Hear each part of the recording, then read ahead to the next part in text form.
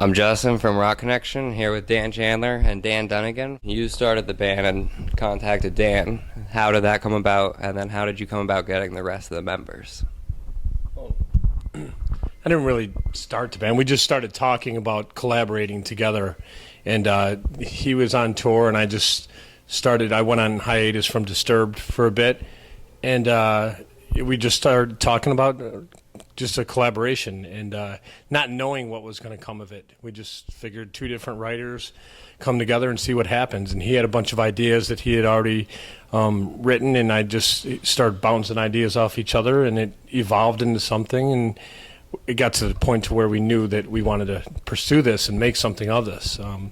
We were excited about the material, and we reached out to Mike Wengren, the drummer from Disturbed as well, and got him on board right away, and the three of us went in and tracked the album. And before we even told anybody, the record label didn't know, our management didn't really know what we were up to. We just made an album for ourselves, and when it was done, we were very excited about the outcome of it. So we found the other two guys. I somewhat knew them. Jeremy's a local guitar player from the Milwaukee area, and I've seen him play a couple times in other projects, and I thought he was really talented and great harmonies too. And we needed that for this because Dan did a lot of great overlapped vocals and a lot of great harmony stuff. And then Sean, I had met him years back. He was playing with a band called Ra, based out of Boston, and just mutual friends kind of got me back in contact with him, and I reached out to him, and that was it. Awesome. How did you guys, or why did you guys choose First to the Last to be your single? I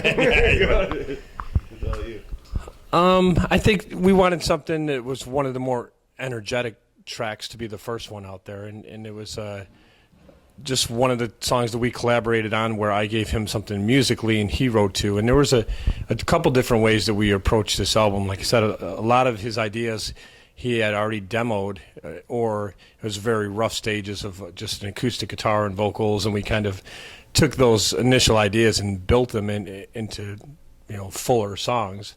But First to the Last, I think, was just a good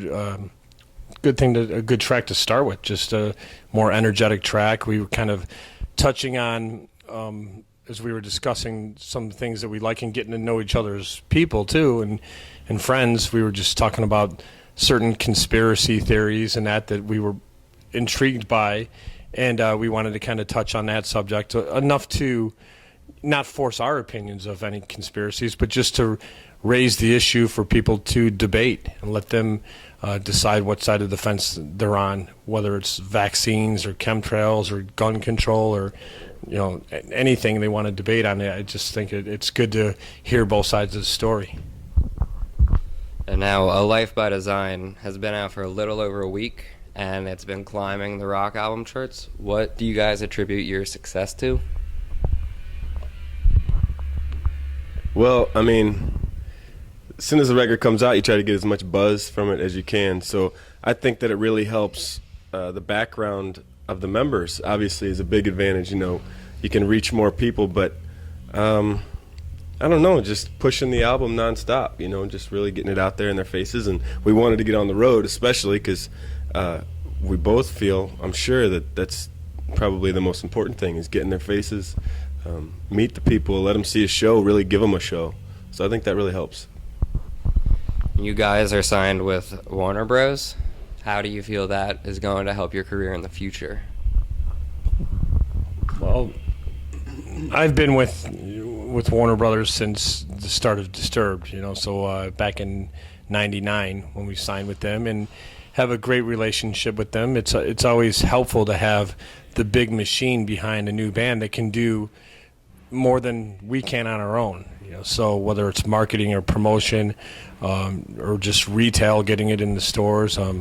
So it's a tough business to be in either way. Bands can go out and do it on their own, whether they're distributing themselves or just an independent deal. So it's a struggle either way. It doesn't matter if you're on a major label or not.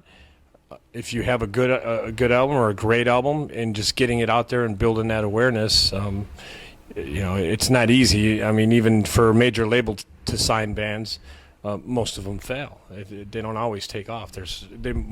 If more of them fail than anything, it's only a small handful that. And by fail, I mean, in the business end for the label themselves. For a band, a lot of bands are happy just making enough to get to the next city and staying alive to be able to do this for a living, to be able to write and record, make the music you want to make, and go out and tour the country or tour the world. And it's an adrenaline rush, and it's hard to be away from it once you're a part of it. And that's why when we wrote this, we knew that we wanted to get back and we want to get on the road with this. Yeah, Disturbed has toured nationally and headlined like the Uproar Festival, and Evans Blue has had a lot of success. What's the difference between going from a band that's very successful to starting a new band and playing at smaller shows like the Chameleon Club? That's good for you. Yeah. I love it. I mean, we're used to this. I mean, coming from Chicago and the way we came up with Disturbed, we're used to having to grind away and start in a small club. And yeah, I have my success with Disturbed, and that's not done with. But I like what this project is. This is the next chapter in my life, and this is not a one and done situation. We plan on making more music together and getting it out there, and we got to start somewhere. So this is great. This is a nice, intimate environment. And I don't care if we're playing for 5 people or 5,000 people. We're going to give the same intensity, the same show, no matter what size crowd. So would you rather play for a big crowd or a small one? Well, I definitely like them both. I mean, look, the point is to try to get the music out to as many people as possible. And there is obviously a major rush to look out in an audience that has tens of thousands of people out there. But on another note, to have this intimate environment, there is something special about that too. This gives us the opportunity to hang out, meet people. After the show, we come out in the crowd, we shake hands, take pictures, sign stuff. It's just, you make more friends this way too at this level. And not that we don't with Disturbed, but when we're playing for tens of thousands of people on festivals and that, a lot of times we don't have that closeness of a connection unless it's a meet and greet or something. This, like I said, we can come off and hang out and build friendships while we're out here. Can you guys explain a little more in detail about the conspiracy theories on the album? Well, the whole record's not really all conspiracy theory type issues. That was just something that we really connected on, like he said, as people, just as friends, talking, hanging out, getting to know each other, and just really fascinated by that idea. So whenever he sent me the music to that, and that was kind of a subject we'd been talking about, we decided to maybe just take that approach with the song. So there was just, I mean, if you've seen the video, you can look it up. There's everything. He actually had a huge hand in that video as far as his ideas for all the different layers of conspiracy theories and all that. It was awesome, Yeah. I mean, you can tell them where all the... Yeah, I mean, like I said earlier, it's not even where we stand or forcing our opinion. It's just to raise the question.